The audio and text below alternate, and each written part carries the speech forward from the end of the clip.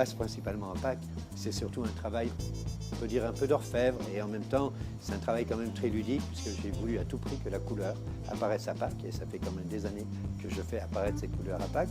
Pourquoi? Parce que souvent, chez pas mal de chocolatiers, c'est un peu triste. On est sur le blanc, on est sur le noir, on est sur le lait, mais en fait, on n'a pas d'autres couleurs. Et ça, c'est un peu dommage. Pâques, qu'est-ce que c'est? C'est la naissance. Et là, on est en train de nous dire, mon vieux, effectivement, tu dois accoucher dans la douleur, mais avec ça, la tristesse.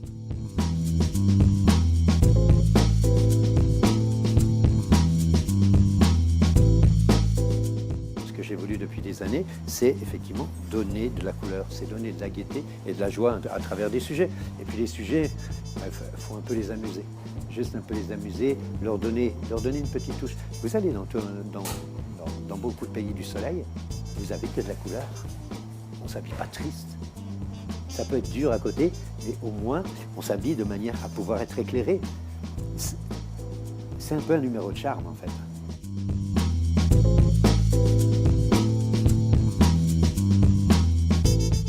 Pâques, en fait, c'est un peu une vitrine. C'est un peu une vitrine.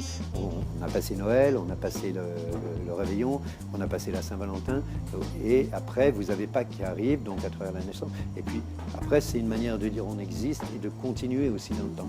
Donc la fabrication de chaque sujet est toujours très très long, puisqu'on a une moyenne à peu près de...